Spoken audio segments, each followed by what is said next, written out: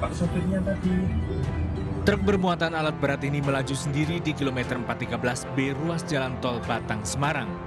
Sopir truk berusaha sekuat tenaga mengejar truknya. Meski menabrak 2 kali pembatas jalan tol, truk akhirnya dapat dikuasai sang supir dan berhasil naik truk. Peristiwa ini terjadi lantaran supir truk lupa menarik rem tangan saat berhenti di bahu jalan tol, setelah truk menyerempet perangkat gardu transaksi di gerbang tol Kali Kangkung. Pengemudi truk tersebut turun, yang bersangkutan supir truk tersebut lupa untuk menghandrem dari mobil truk tersebut, sehingga mobil tersebut meluncur sendiri di luar kendali dari supir truk. Dari Semarang, Jawa Tengah, Wisnuwardana, iNews melaporkan.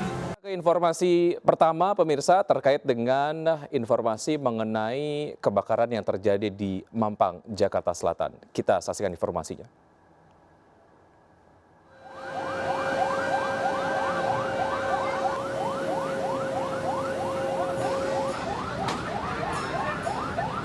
Jumat pagi, 7 jenazah korban kebakaran toko Figura di Mampang Perapatan, Jakarta Selatan dievakuasi petugas. Jenazah korban selanjutnya dibawa ke RS Polri Kramat Jati untuk diotopsi. Ketujuh korban tewas diduga terjebak kepungan api dan asap tebal.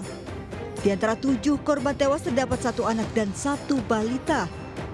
Ketujuh jenazah ditemukan saat petugas pemadam kebakaran melakukan proses pendinginan. Seluruh korban ditemukan tewas dalam satu ruangan yang sama di lantai 2 ruko.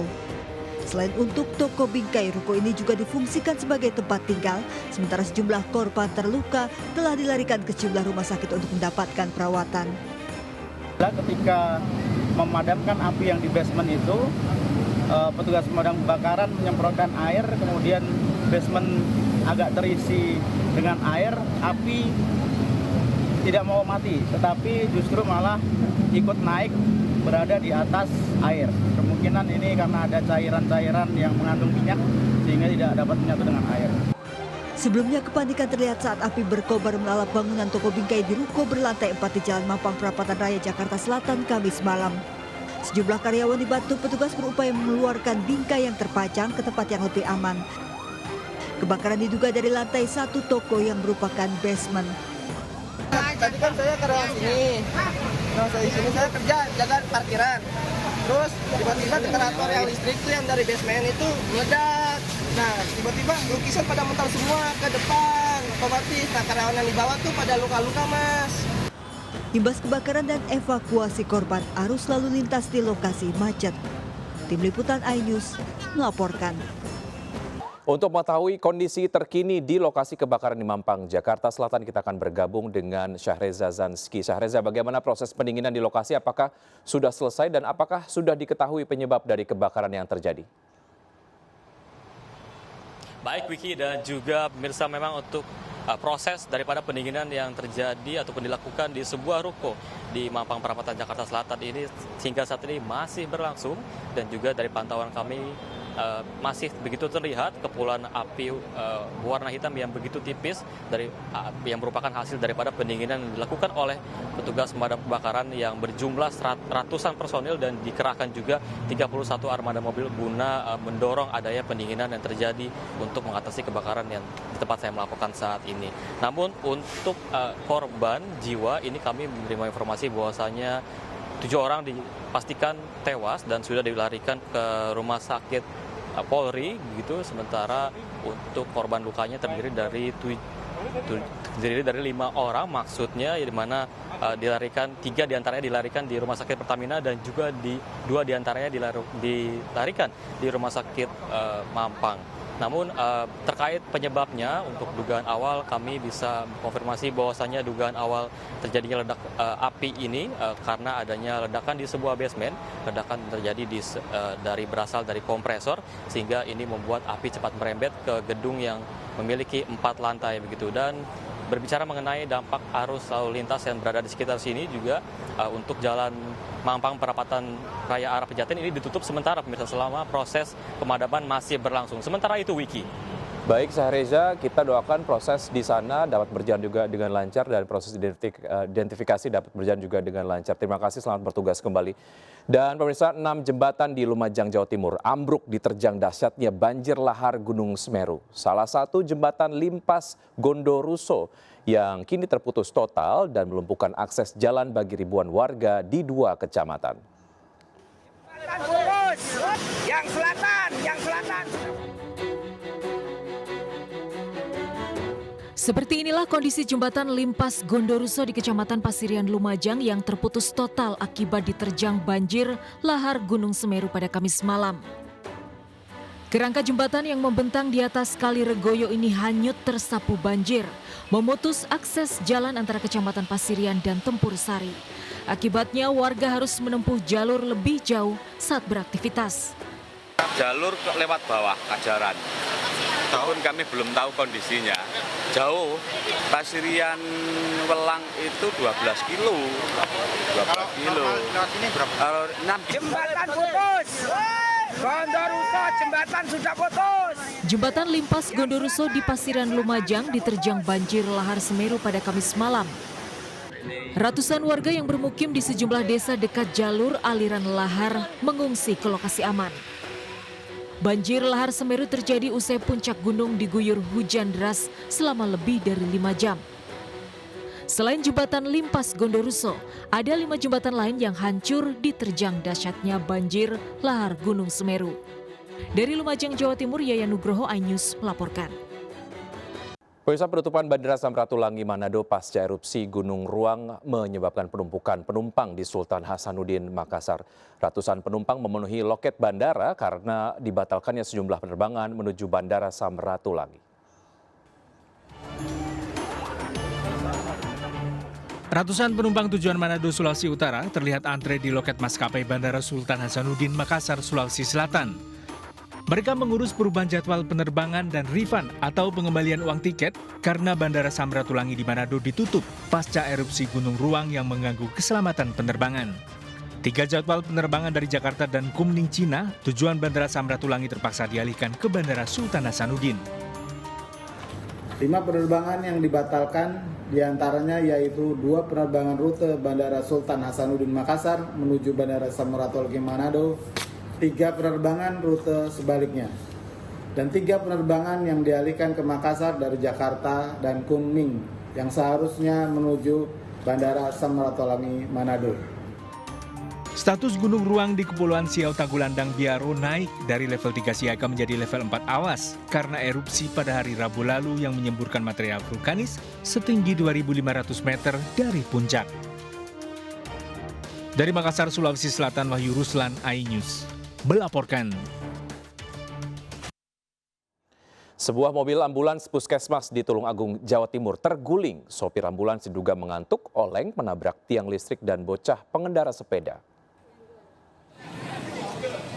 Mobil ambulans milik Dinas Kesehatan Tulungagung terguling di Jalan Pahlawan, Kedungwaru, Tulungagung. Sopir ambulans diduga mengantuk, oleng, menabrak tiang listrik dan bocah pengendara sepeda. Ambulans tidak sedang membawa pasien, melainkan 8 pegawai puskesmas Kedungwaru yang akan menghadiri halal bihalal di kantor Dinas Kesehatan Tulungagung. Akibat kecelakaan, 3 orang terluka.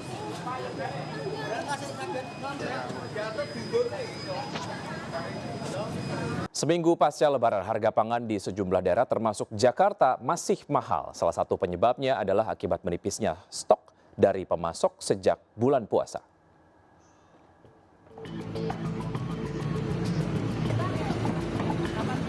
Harga sejumlah komoditas pangan di Pasar Palmerah, Jakarta Pusat terpantau masih mahal. Harga bumbu dapur dan sayur mayur bahkan naik hingga 2 kali lipat. Bawang merah yang awalnya Rp40.000 naik menjadi Rp80.000 per kilo. Harga tomat juga masih mahal, yakni Rp30.000 per kilo, naik Rp5.000 dari harga sebelumnya. Menurut para pedagang, kenaikan harga ini terjadi karena menipisnya stok dari pihak pemasok sejak bulan puasa lalu.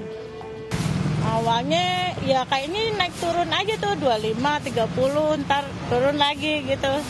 Cuman udah lama itu tomat sampai berbulan-bulan.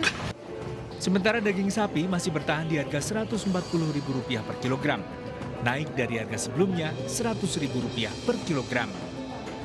Mungkin ya masih mahal dagingnya ya. Kedua emang konsumsinya belum banyak.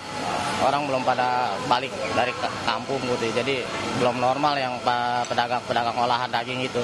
Para pedagang berharap agar pemerintah bisa segera menekan harga komoditas bahan pangan. Dari Jakarta, Syahreza Zanski dan Tri Yulianti, iNews melaporkan. Terima kasih Anda masih bergabung sama kami. Puluhan emak-emak korban investasi bodong mengamuk menggeruduk pelaku ataupun rumah pelaku di Serang, Banten. Total kerugian mencapai 1 miliar rupiah. Usir aja Bu, usir.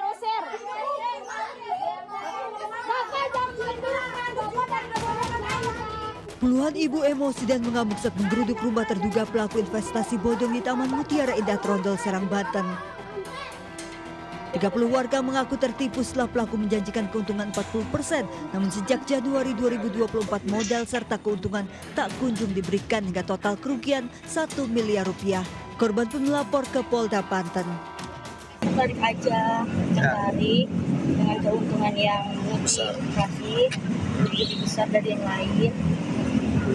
Mulai dari situ saya memulai join transfer uang sekian 240 juta, dan saya belum dapat keuntungan itu. Puluhan ibu korban arisan online dan investasi bodong mendatangi Polres Goa melaporkan NH pelaku penipuan dengan menyertakan bukti transfer. Pelaku menjanjikan pengembalian dana para korban 3,5 juta rupiah dalam waktu 1 minggu dengan menyetor 3 juta rupiah. Pelaku menjalankan arisan online dan investasi bodong selama 3 tahun mulai bermasalah sejak Maret 2024. Ada berapa banyak orang yang ikut arisan ini? Selain ini, di luar dari konteks Indasari ini? Ada puluhan member, Pak. Puluhan member ya? Memang kita yang pegang ya? Iya, saya, Pak. Pelaku kini dijerat pasal penipuan dan penggelapan dengan ancaman 4 tahun penjara. Tim kontributor iNews melaporkan. Nilai tukar rupiah melemah menembus 16.000 per dolar Amerika Serikat membuat was-was pedagang elektronik. Harga barang elektronik impor dikhawatirkan ikut naik dan berdampak pada penjualan.